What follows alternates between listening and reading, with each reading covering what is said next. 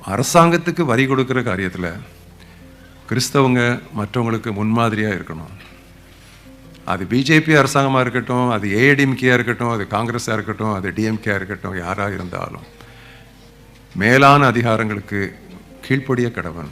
தேவனாலே அன்றி ஒரு அதிகாரமும் இல்லை. அதிகாரத்திற்கு எதிர்த்து நிற்கிறவன் தேவனுக்கு எதிர்த்து நிற்கிறான்.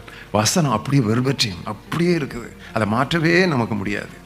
ஒரு சின்ன காரியத்தை உங்களுக்கு ஒரு சவாலாக சொல்கிறேன். இன்றைக்கு தமிழ்நாட்டிலே அநேகர் இயேசு கிறிஸ்துவை ஏற்றுக்கொள்கிறார்கள் கிராமங்களிலே. ஆனால் தமிழ்நாட்டிலும் மற்ற மாநிலங்களிலும் இந்த பிராமணர் என்று சொல்லி ஒரு உயர்குலம் உண்டு, தெரியுமா உங்களுக்கு? அந்த பிராமின்ஸ் அவர்கள் நடுவிலே அநேகர் ஆண்டவரை ஏற்றுக்கொள்வதில்லை. அதற்கு பல காரணங்கள் இருக்கலாம். ஆனால் ஒரு முக்கியமான காரணம், கிறிஸ்தவர்களுடைய வாழ்க்கை அவர்களுக்கு கவர்ச்சியாக இல்லை. அதற்கு ஒரு சிறிய எடுத்துக்காட்டு.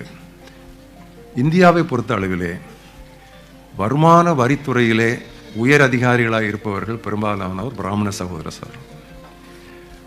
அவர்களுக்கு கிறிஸ்தவர்களும் கிறிஸ்தவ ஊழியரும் எந்த அளவிற்கு வரி ஏற்கிறார்கள் என்று நன்றாகவே தெரியும். இது மிகவும் வருத்தத்தோடு, மிகவும் ஒரு கண்ணீரோடு நான் சொல்கிறேன். குற்றம் சாட்டுவதற்காக நான் சொல்லலை.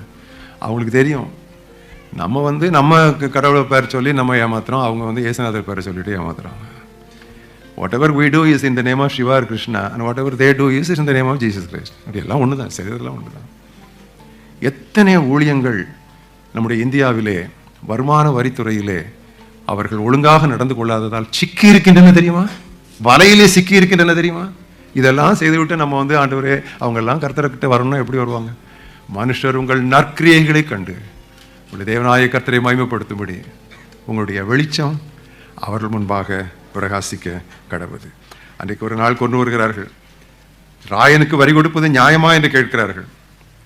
உடனே இயேசு கிறிஸ்து ஒரு நாணயத்தை கொண்டு வா என்று சொல்கிறார்.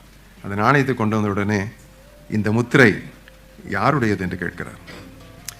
அப்போ அவங்க சொல்றாங்க, இது ராயனுடையதுன்னு சொல்றாங்க. அப்போ இயேசு கிறிஸ்து என்ன சொன்னார்? தேவனுடையது தேவனுக்கும், ராயனுடையது ராயனுக்கும்னு சொல்லலை. ராயனுடையது ராயனுக்கும், தேவனுடையது தேவனுக்கும். எது ஃபர்ஸ்ட் வருது?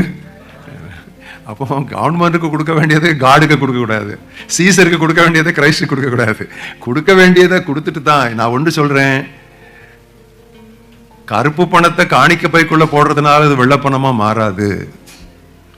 Black money does not become white money simply because you drop it in the offering bag or box.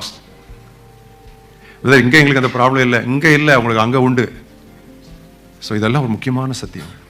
மனிதரோடு உள்ள நம்முடைய சகோதரர்கள், அரசாங்கத்திற்கு நாம் கீழ்ப்படிந்து வாழ்வது.